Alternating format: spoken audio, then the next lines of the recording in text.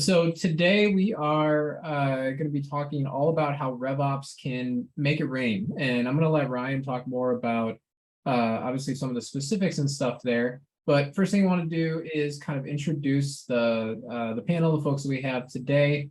So with me, I've got Ryan Wong, Senior Director of RevOps at Rattle. Rattle is an official kind of partner of RevOps Co-op, and so excited to have Ryan on the panel today and kind of do this roundtable. We were originally supposed to have Chintan on the sales ops team at Thrive Global as well, but he had a very last minute family personal emergency, so unavailable to join us. But Ryan's got a whole slew of knowledge and kind of expertise that he's going to drop on us, and I'll of course chime in with my random comments throughout the way too. But Ryan, welcome and thank you for joining us, my friend.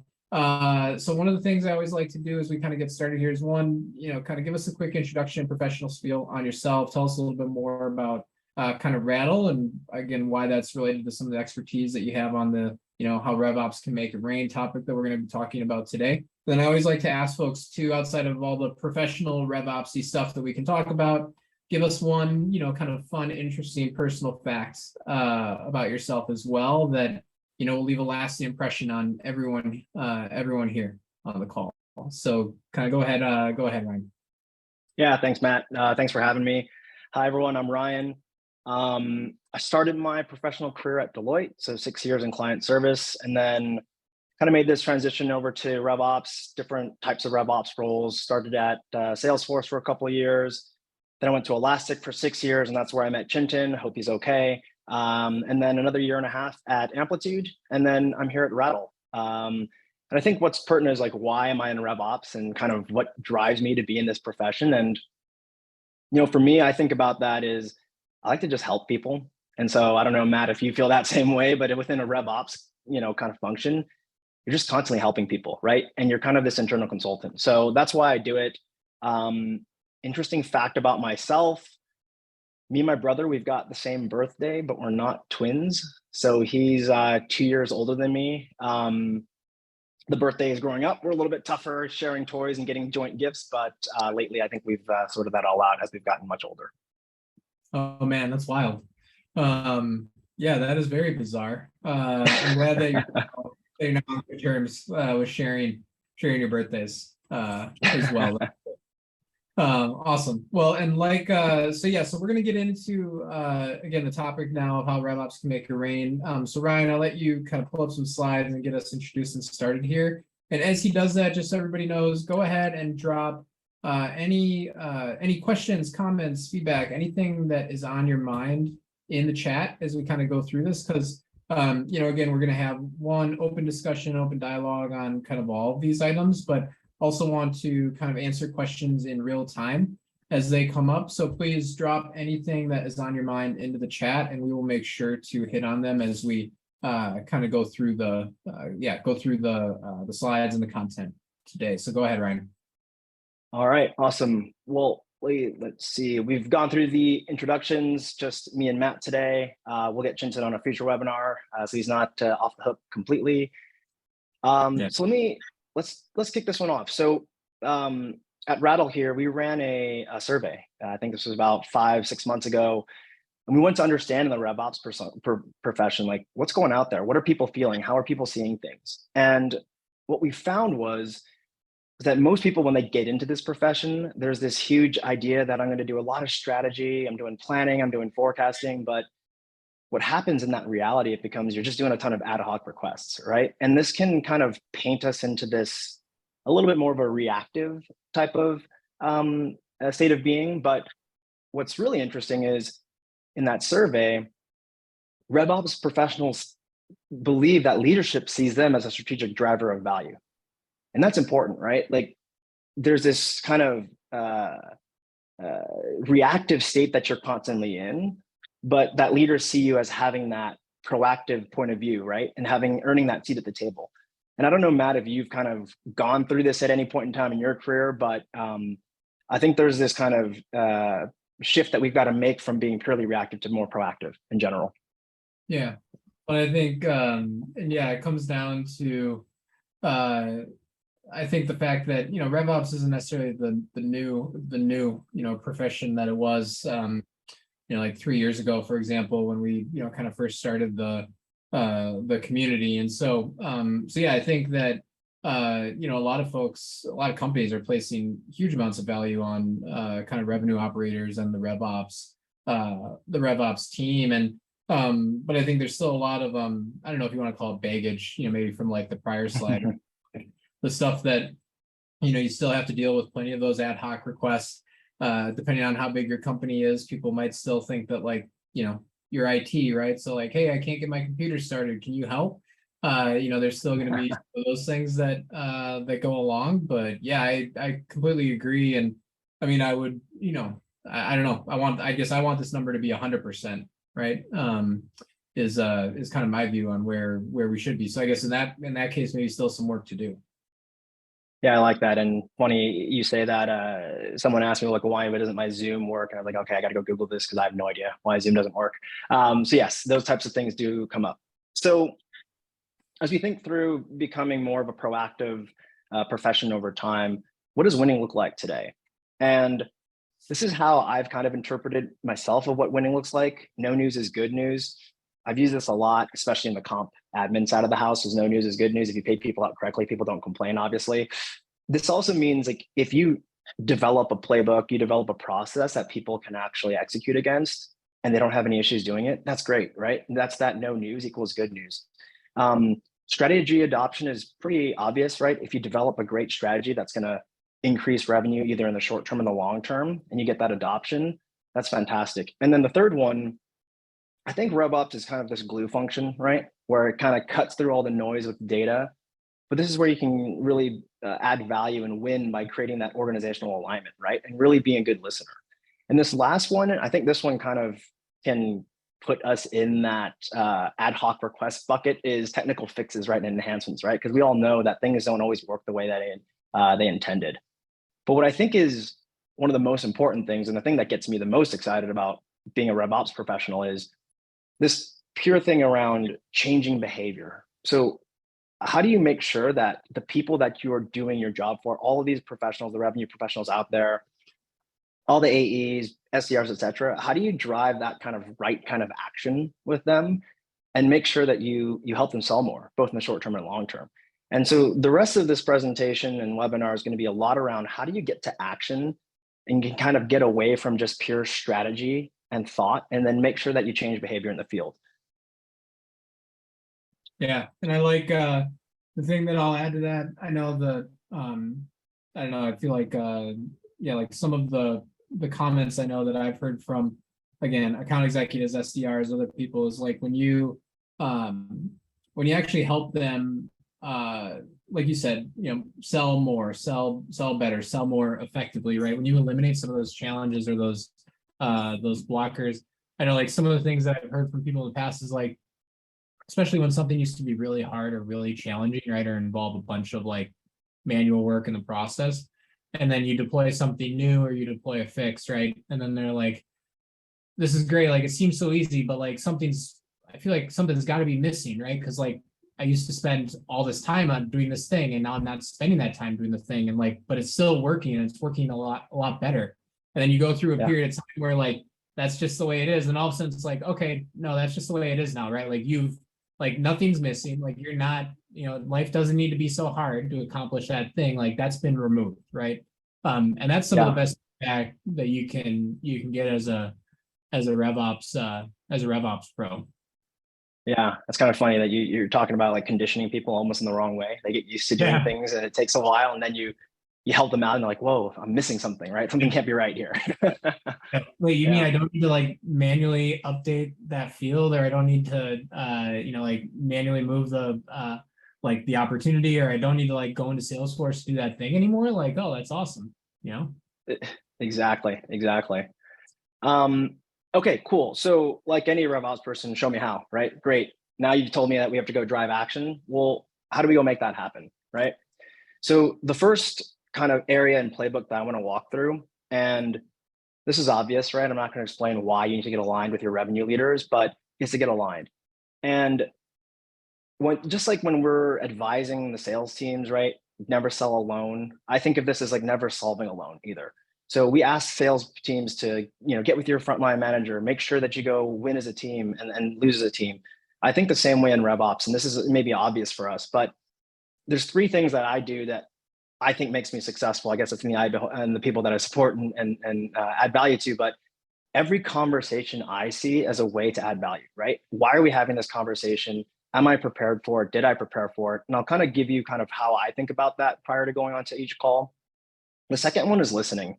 I can't stress this enough, and this has helped me a lot, is these are experts who are talking to your prospects and customers every single day. You've got to listen to them and get all of their feedback, right? And there's an art to that and asking questions and open-ended questions.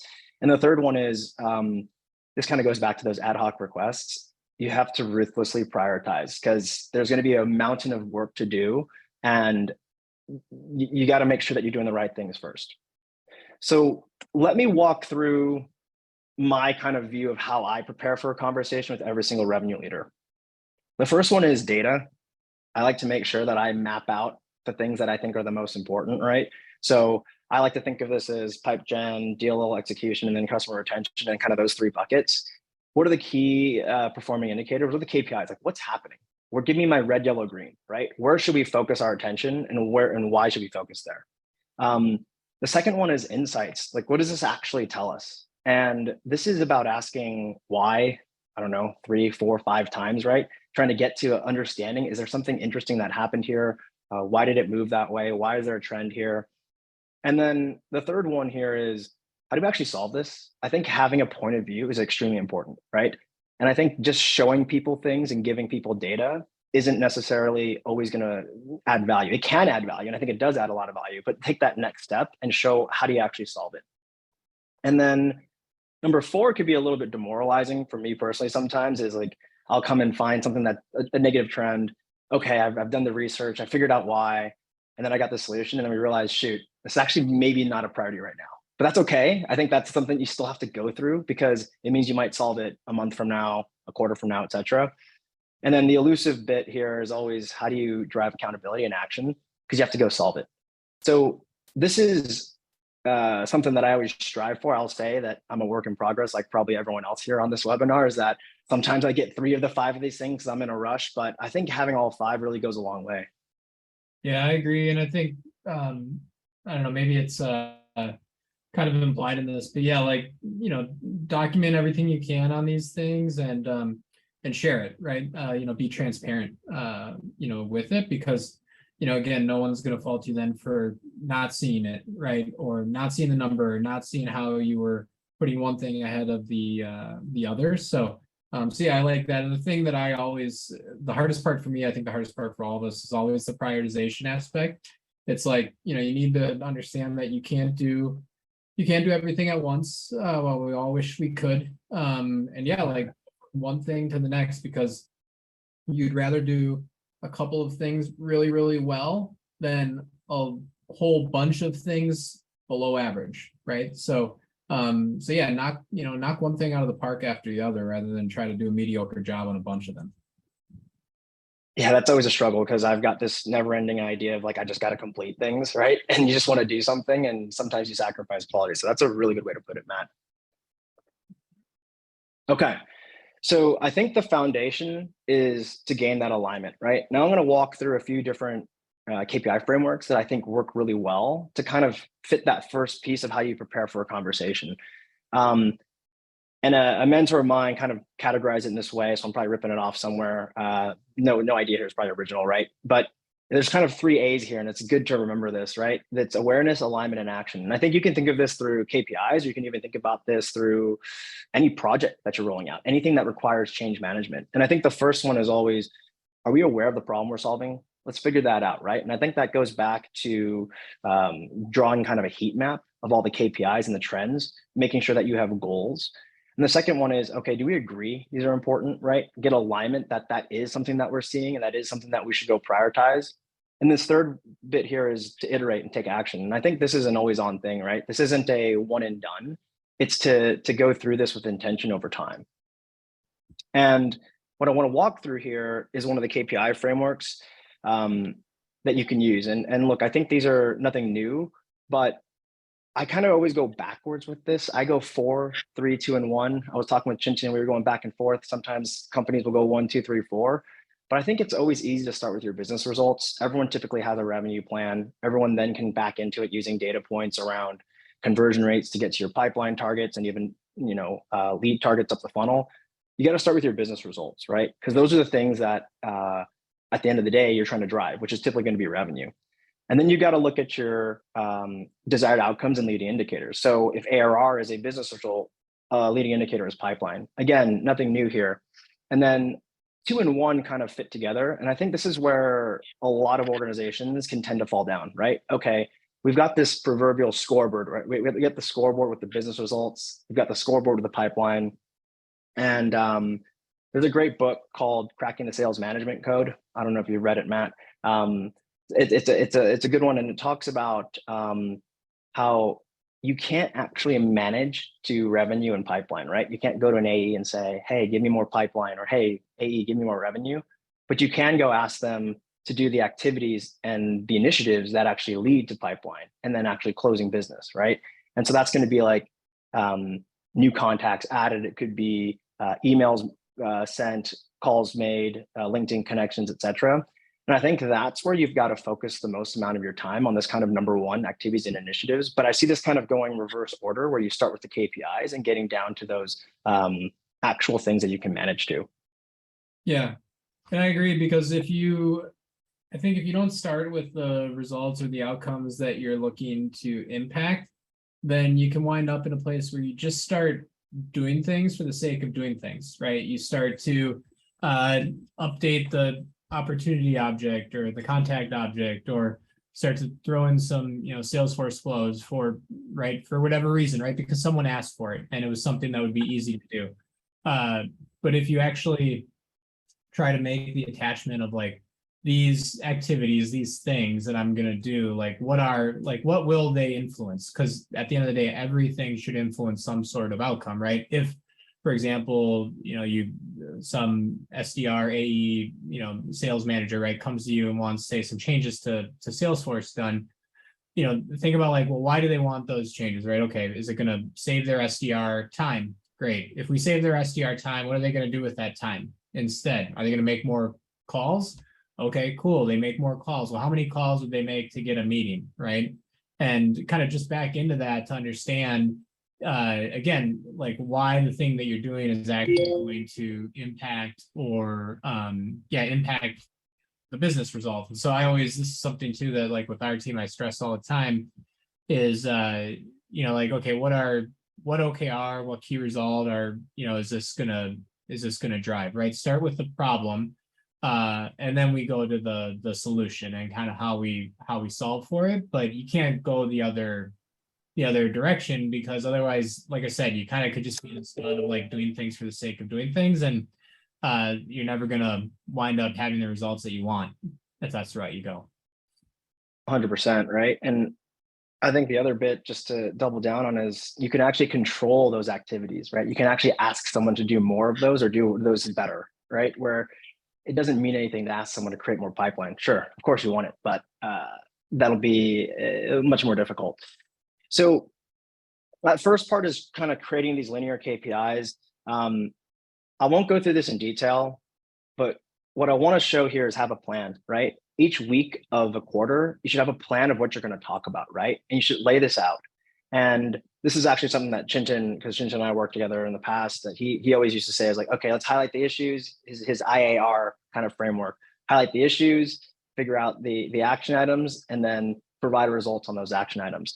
And I think for me, I think a lot of those business results should be looked at on a monthly basis, maybe even quarterly basis. I think the leading indicators probably bi-weekly or maybe monthly, but the ones you should be looking at on a weekly basis for sure with your revenue leaders, especially folks who are direct managers of ICs, you've got to look at those on a weekly basis, right? Because those are all you don't want to wake up a month from now and look at your pipeline and numbers and say, well, what happened?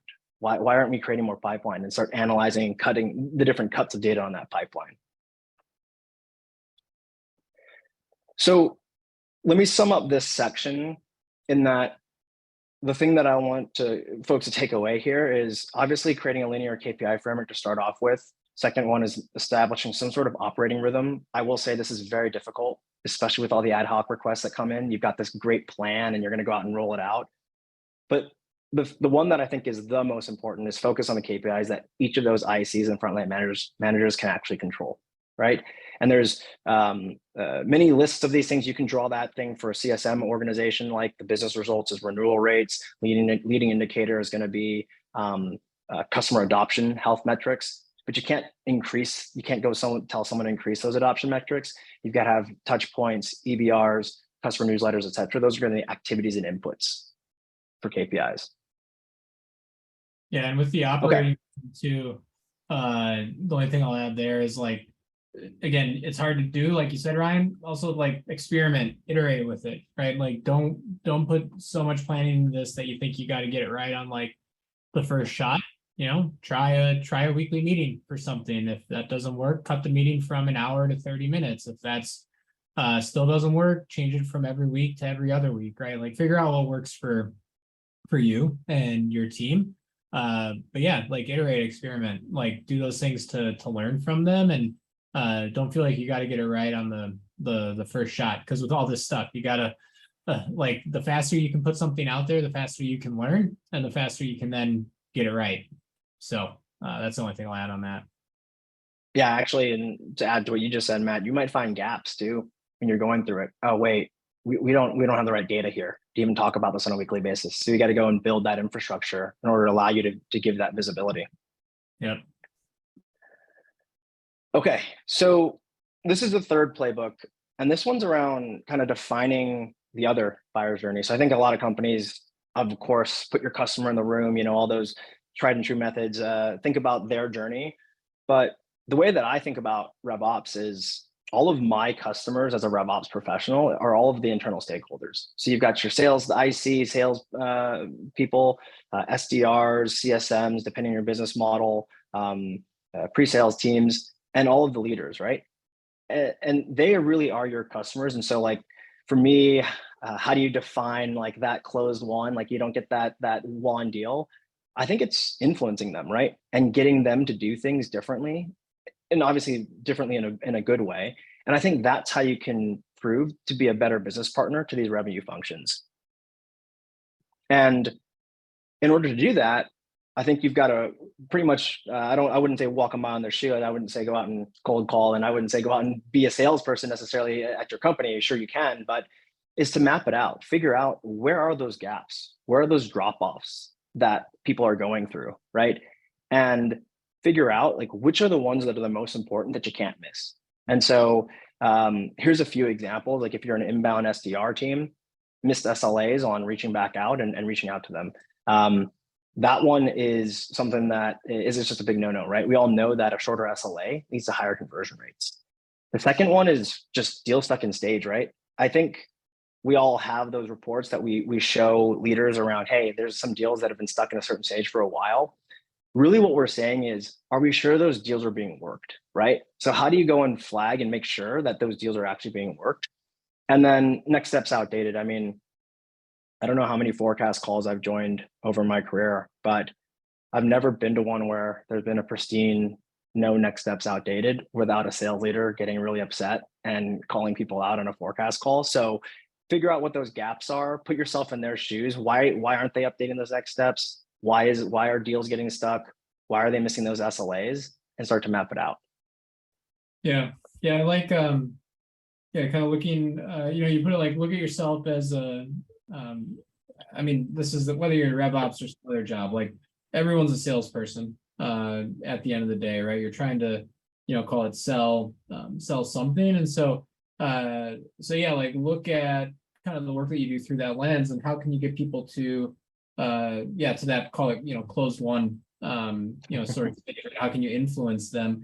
But, the other thing is, right, we're all in RevOps, meaning we all support sales teams. Like also look to your sales teams, look at how they're selling, look at the way that they're selling, look at the things that they're doing to be successful. And again, learn from them. Like, how are they interacting, engaging with prospects? How do they surface the problems? How do they solution sell rather than feature sell, right? So like within RevOps, you can do the same thing. Don't talk about how the fact that you implemented some Salesforce flow that now eliminates the a bunch of like manual field entries or manual property entries are like the specific things that you want to bring up. Instead, talk about the things that you deployed and how it's gonna, again, save them so much time. So now they don't need to manually update Salesforce. They can go and like interact with their prospects, work those deals, send emails, get those LinkedIn requests, right? Like, again, use the resources that you have, which includes the people that you support, to do your job better, do your job more effectively. Yep, just how we listen to customers, right? And talking about getting product feedback, same thing, Matt, right? These are your customers, listen to them, understand their pain points. Yeah. Okay, so I won't go through this in detail. These are just examples of ways of documentation that we have here internally at Rattle, but make sure you document it. You said this earlier, Matt, around the KPIs. Like, if you do nothing else, visualize their workflow from start to finish.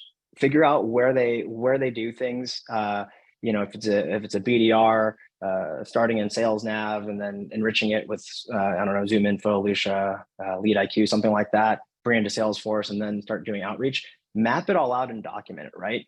Because when you document it, you can choose Miro, Whimsical, whatever whiteboarding tool you have, you're going to find gaps, right? And you're going to figure out, okay, wait, this is the process you go through. This is what you have to do. Or you might find, shoot, this is a really critical area. We don't have any ways to de-risk that process, okay? So definitely visualize and document that your buyer's journey.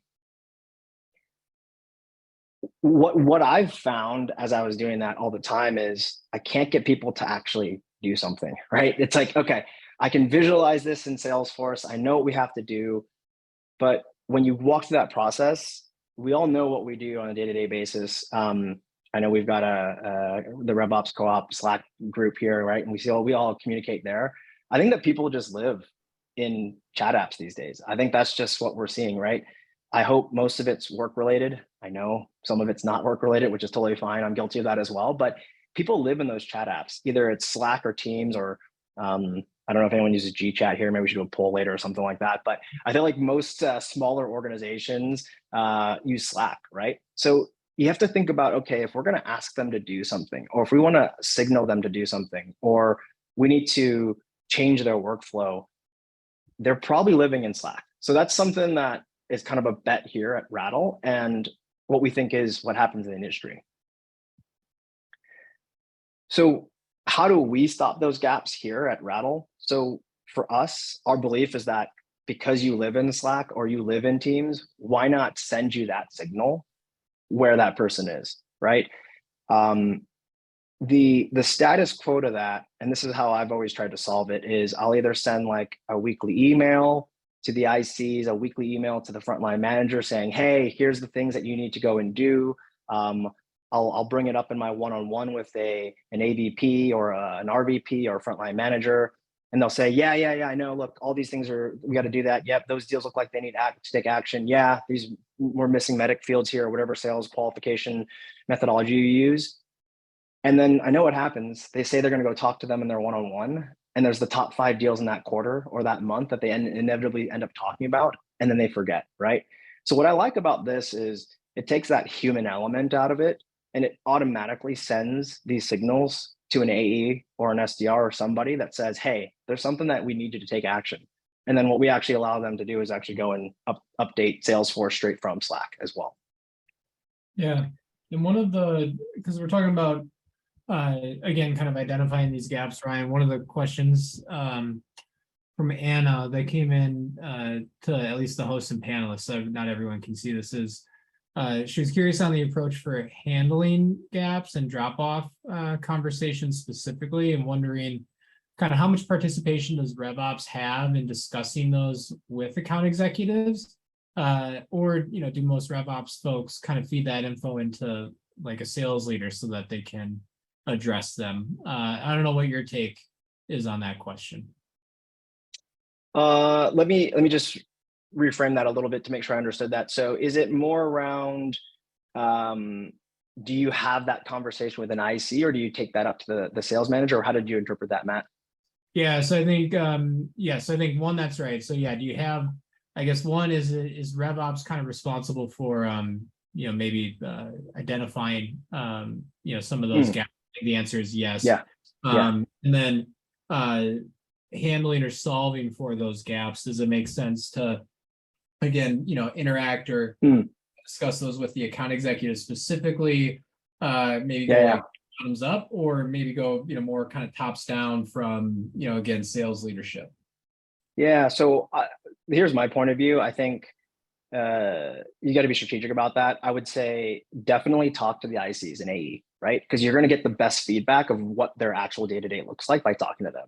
Second piece is ask them how they would solve it, right? They might actually have something, right? And then the other one is, I think we all know that leaders will know that there's like maybe a handful of AEs that they listen to. So kind of bringing that feedback from hey, by the way, I've interviewed a few of your AEs. John or Sally so and so actually thinks this is that. I think that'll go a long way in helping solve that solution because you've actually solicited feedback, right, from the people on the ground. Yeah, I think this is again where put your salesperson hat on, right? Which is again, if you were to close any deal, you're gonna go, are you gonna be able to get it done without director, VP, kind of sign off or buy-in? The answer is probably no, right? So you got to figure out how to do that effectively in the right way. And yeah, I think understand the understand the nuances that the account executives or those ICs go through, because again, let's be honest, like no manager, no director is truly gonna be able to understand that. And that's going to be what allows you to solve for those problems and fill those gaps. But once you come up with, again, that identify what the problem is, come up with a recommended solution, know that you're not going to be able to just work with those account executives to roll something out, say to like the entire team. You're going to need buy-in from leadership. And like you said, Ryan, know who the influential people are on the team, because they can also be champions for you when it comes to rolling out some changes, whether it's a process or systems or whatever it might be. 100% change management goes so much smoother if you get that AE pitching on your behalf of why this is cool. Yep. Okay, cool. This next piece here is just around how do you get your tools to help you coach and collaborate at scale. And I think this section is really a important one for RevOps because you're getting even closer to that revenue piece. You're helping that frontline manager or your sales leadership chain figure out how do you create like a seamless process for them to actually coach their AEs, right? So here's how I think about it. And this isn't the only way that I've seen it happen, but oftentimes when you're going through some sort of enablement change or change management, and you're trying to enable the field on something, let's say that there's a new product that your company is trying to sell, right? You've got the strategy, understanding the target, how to sell it. You bring in leadership to get buy-in, right? Their alignment, and you're saying, okay, now we're going to go hold an hour training with AEs, right? And go teach them for an hour. And then we're going to say, hey, well, let's do a follow-up training because we want to condition the AEs in the next team meeting, right? By that time, though, like you want to provide more conditioning and more training and enablement when they need it, right? So like if you're selling a new product or you're rolling out that new product, they may not have that first conversation until 2 weeks or 3 weeks from now, right? So the key here is how do you provide that coaching and that collaboration when you need it? So there's that, kind of like a just-in-time type of content or signal that lets them kind of understand, what that new product, how to sell it. And that way it's not stale and they forget by the time they get to that conversation with a prospect or a customer. Yeah. And, oh, go ahead, Matt. No, I was gonna before we kind of get into the just-in-time enablement, this goes back to I think the prior section we were on, Ryan, but one specific question from Ryan was around how do you actually, like, what's the actual from your experience, whether this is how you guys define a net rattle, what you've seen in your other RevOps roles, what you've seen your customers do, for something for the next steps outdated, kind of specifically, how do you define that and kind of measure that? Is that like that field hasn't been updated in X number of days? Is it some other definition? And then what do you typically see people use? Like, is it like, oh, field not updated in last 7 days, 3 days, 14 days? Yeah, what's your take on that? Yeah, so I've seen this done a few different ways. I've seen when the next step was actually updated, you timestamp that, and then you do a lag on it. I actually think doing it slightly different is the better way. And this is actually how we do it today at Rattle, which is to actually have a separate field called next step date. And so that next step date should always be in the future, meaning it could be a meeting. So we've got a meeting with so-and-so, it's the 25th, so on the 27th on Thursday. Or it could be, hey, if I don't hear back from this person by the 27th, I'm going to go and reach out to somebody else, or I'm going to go get multi-threaded. So I like to use a separate date field in Salesforce that then signifies that if it's in the past, you know that they didn't figure out what that next step is in the future. So I find that to be much more effective than just when the next step was updated, because it doesn't give you an idea. Like, let's say there's a meeting 2 weeks in it out, and you're saying you go annoy the AE by saying, hey, your next step hasn't been updated in 7 days because that's like our time frame. Well, the AE is going to just get pretty upset about that because they're going to say, hey, I got a meeting 2 weeks from now. But if you use the next step date, you'll know that the meeting's 2 weeks from now, and you don't need to go and pester them or anything. I don't know if you've seen something different, Matt, but that's kind of what I think works the best for the next step date.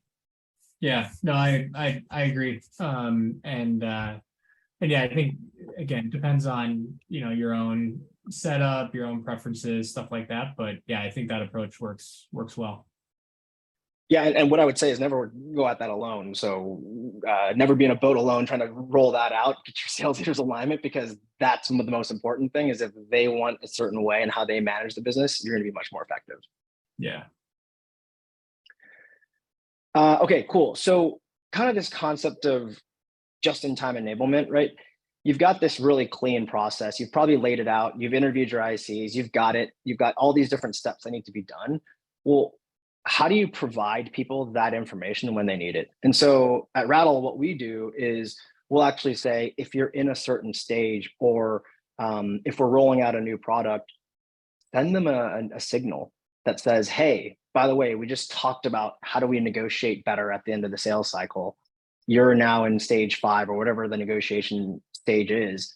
Send them a 30-second video, right? I've had AEs tell me, wow, this is some of the most useful things. Instead of just beating people to go update Salesforce, you're actually giving me something that's valuable that I can take and look at prior to me getting on a call with a customer. So that's kind of my thought process and what we think about here at Rattle as far as like just-in-time enablement. And another quick example is, well, maybe not an example, but you don't want to prevent things from getting noisy, and you want to try to catalog things, right? And try to put things in perspective of like, okay, you've got their attention span. So we do is we actually create a deal room. It's really just a Slack channel in Slack. Most companies, if you get a big deal, you're going to create a channel anyway, right? In Slack or Teams that says, hey, we're all going to collaborate on this deal. We do that for every deal. And the reason why is because we want to send these signals to people that's deal specific, right? So if this one is, let's say that they're actually selling a new product, send them that content right away in that channel on the deal. So you're not just sending them something or telling them, hey, go do this. At the end of the day, you know exactly where it is. And then what that does is actually fosters collaboration, right? And this is what you want to start to see in your sales orgs is people saying, hey, actually, I need some help here. Or managers saying, hey, actually, I know this person. Let's approach it this way. So that's another way to provide that just-in-time enablement. And we use them through deal rooms. Again, what the alternative might be chatter. I've seen it used in the past. I wouldn't recommend it going forward. It's a little archaic. Agreed.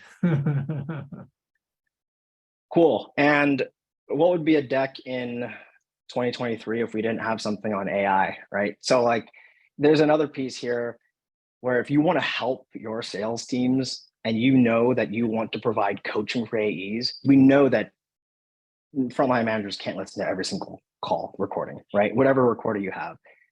We have a feature. I'm not saying you have to use Rattle's feature, but I would say is you should get on board with how do you help summarize calls for AEs and provide them coaching, right? And I think that's going to be super key here is this could even write those next steps, right?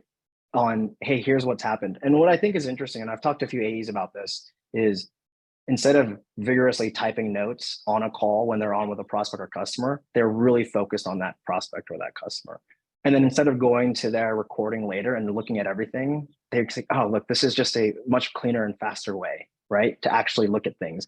And then what you can get, and this is where I'm trying to figure this out, but it's like, how do you get managers to read this too and then provide extra coaching on top? But what would be a deck in 2023 without some sort of AI here? And I think this is cool to actually summarize meetings and send it straight to the AEs. Yeah. Yeah. And again, the thing I like with that is you gave some really concrete examples of how you can like use the insights, right? Again, reps on calls instead of frantically typing notes, potentially not doing a great job of listening or paying attention to the prospects, right? They can have more focus, right? Do better, save them time afterwards.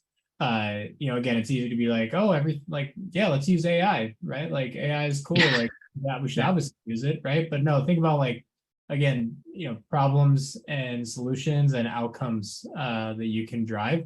And so, yeah, you gave some really good examples of how you can actually use this to be more effective, be more efficient at driving revenue.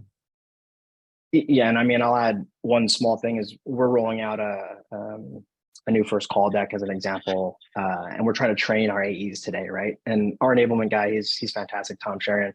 He's trying to figure out ways and playing with the AI to create different prompts to coach on a specific new process and skill that we're trying to teach right now. And I think that's going to be pretty cool. I'm not saying we've perfected it, but it's just something that you got to play around this a little bit. And I think this could be a way for you to help foster, again, that coaching collaboration with your sales teams.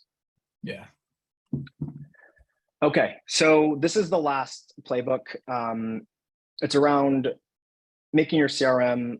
The way I think about this is making it more proactive than reactive, right? Don't make that CRM be a one-way street where you just keep asking everyone to put stuff into the CRM. Just, like gimme, like a hungry hippo. I don't know. That's a pretty old reference, but getting as many marbles or something in the mouth. Like, don't think of your CRM that way. I think of this CRM as a two-way machine, right? How do you get that CRM information and push it back out to people to take action as quickly as possible? So the way that I think about this, and I've had countless hours of debate with other RevOps professionals, like, how do you actually get an AE to do something? So apologies if there's AEs on this call or sales people on this call, but it's one of those elusive things. It's like, isn't this simple? Isn't this obvious? Shouldn't you just go tell people to do something, they go do it? Well, we all know that, we're pulling our hair out trying to figure that out to the end of time. So I think there's a few things that you can do. I think you have to just help motivate them, right? And create that focus. And I think that's providing them relevant information and helping them sell more, right? So like that just-in-time enablement is an example of that. And then make it easier for them to actually take action, right? Versus saying, hey, I sent you this monthly spreadsheet that tells you every customer that's over usage or whatever your measure is, seats or utilization. How come you didn't action it, right? Because then they have to go back into Salesforce, look it up, figure out what the next action is. And it's not timely because it didn't happen when it happened. So what you want to avoid here in a pitfall is creating noise. So I want to talk about like the bad side of what you could do as a RevOps person is like, oh, like we just need to go tell the AEs to go do more, right? Let's just go tell them, let's go remind them to do something. You got to be really careful because there's some stats out there that talk about how noise can actually be really costly because it can distract people and it can be delayed and it causes delays.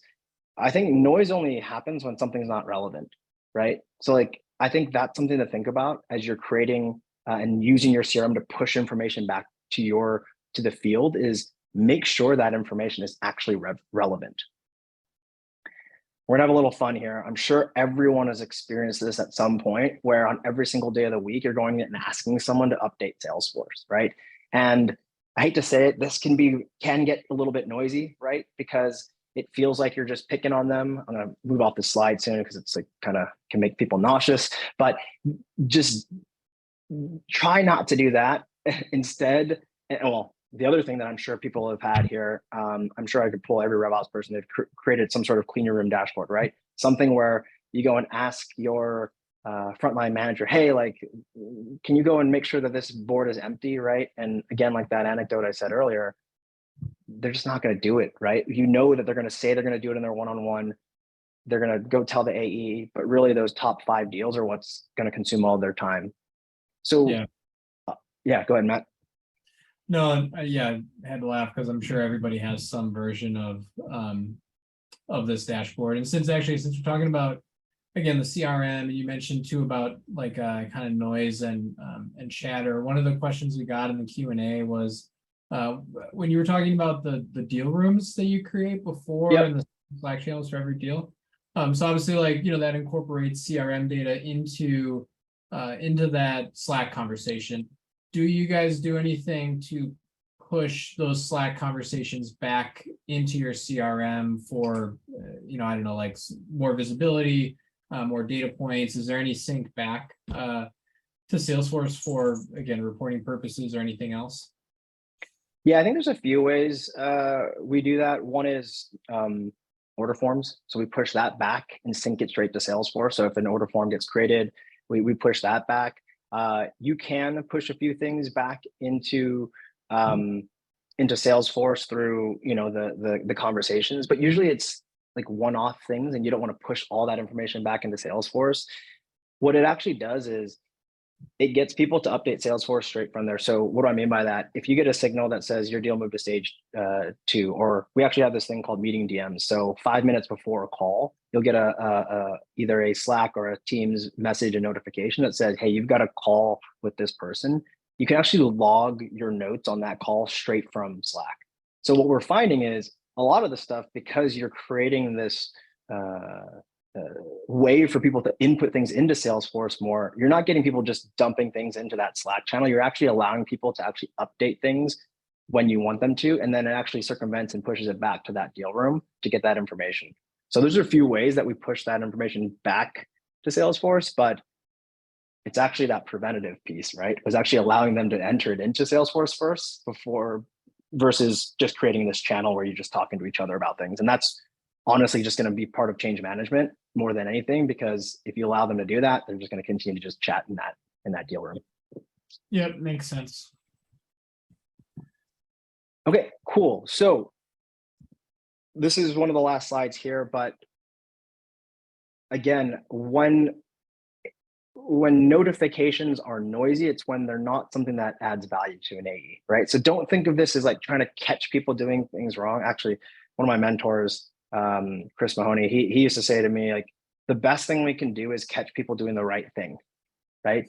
So that's super important as you go through and you think about how do you go and help people sell more. Is it's okay to let them know, hey, look, by the way, there's this buyer intent signal. I don't know if you use like 6 Sense or something where it tells you this lead is a hot lead. Let them know. And they might have already known that, right? That's not annoying when you've understood that there's something that's changed that we are asking them to go action. Another one is like your champion left. Like, what AE would not want to know that as they're in the cycle? Like, hey, someone just left the job, right? Or if you're a CSM, or if you're an account manager who owns customers and you're on a seat-based model, hey, they've actually gone over their limit. This is a great opportunity for you to go and reach out and get some more revenue. The converse to that is, which I think every CCO would love to have, is like when adoption metrics go the other way. And I think this is super important, was when you see a red flag happen, and then you go and signal those CSMs and those account managers that there's action to be taken. So don't take away from this section of like, hey, we get to go pester or like find a new tool to go and like send more and more things to people to go ask them to do more things. Think of it from like the things that are the most critical to de-risking revenue. And I think that's how I think about proactive signals and making sure that your CRM is a two-way street versus a one-way street. Okay, so I'm gonna kind of wrap this up. So if there's any more questions, Matt, please let me know. But here's the 5 playbooks. Number 1, get in the boat together. I always joke around. It's like, if the boat's going down, I'm going to get as many people in there with me if we're going to go and solve something and to solve a problem. Second one is create a KPI framework that actually drives to action. And for me, again, I like it thinking about the actual activities and inputs versus the business results and the leading indicators. Those are obviously very important, but they're the scoreboard. Make sure that you see everyone as your buyer. So that's going to be the ICs, the frontline managers, second line leaders, all your revenue leaders. Map that out, document it. and understand where they live, which is probably going to be chat apps, Slack or Teams. And then the fourth one is help them coach, right? Like this is something that sometimes RevOps teams don't get involved in as much, but give them a way to coach their AEs at scale, okay? And the fifth one, again, signals and alerts and things of that nature and reminders are only annoying if they're irrelevant. So make sure you've got relevant things that are going to help people move them along and provide value in their day-to-day. And I'll end with two other slides. I think data is really only useful if it's actionable. So like, if I'm going to leave you with something, I would say make everything as actionable as possible. Think about that data. Think about put yourself in their shoes. When do I need this information? Why do I need it? And then the last one is shifting selling behavior. Like I would say is try to be that RevOps team that doesn't just kind of put out little fires here and there, actually be a part of this big machine that changes selling behavior in a positive way. Obviously, I should have probably put that here. I think it's obvious you don't want to change seller behavior the other way, but changing seller behavior. Yeah. And I like what you said about, again, like data only being useful if it's actionable. I mean, think about, too, like you said, I think we talked about it at the very beginning about, things like pipeline and revenue, right? Like pipeline is obviously a leading indicator to revenue and revenue generation. But, let's say that I just give you those two data points, right? And I'm like, okay, so you see like pipeline's been going down. And it's like, okay, well, what should I do about it, right? You can't answer that question, right? Like you can guess, you could throw a bunch of things out there, but those two data points will not actually help you figure out how you can influence and change those outcomes, right? You've got to get at those inputs, right? Like things that you can actually influence. Again, the number of emails you can send, the number of cold calls that you can make, the number of touch points with your customers that you can send. Like those are the things that will actually drive those outcomes. And you brought it up too at the beginning, Ryan, of like ask why like 5 times, right? Or 7 times.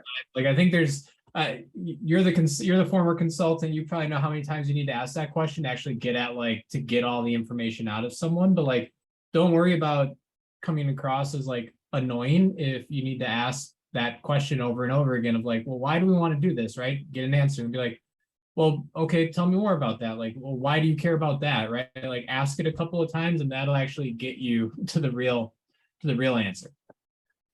It's funny that that last bit that you said there, Matt. I couldn't agree with you more. And try going into a meeting and only asking questions. I think try doing that in your next 30-minute one-on-one with your leader. Like, okay, so tell me what makes you believe that that's something that we need to go solve. Okay, is that more, do you think that's more important than this? Like just keep asking questions and you're gonna find a gold mine of why they're thinking in certain ways. And then that actually helps you solve the problem better too, right? If you ask those questions, because actually I think that's where the prioritization falls down, is if you don't understand the why behind what the ask is, and then you end up just doing it. And then you realize, shoot, I probably shouldn't have done it that way if I'd known what they were gonna use it for. So be a detective or an investigator, I guess, is what we probably maybe should have ended here with. Next one. But no, that's awesome. Well, Ryan, thank you for kind of walking us through this and kind of providing all these insights on, again, how RevOps can make it rain. I think some really actionable playbooks too. So yes, thank you very much for doing that.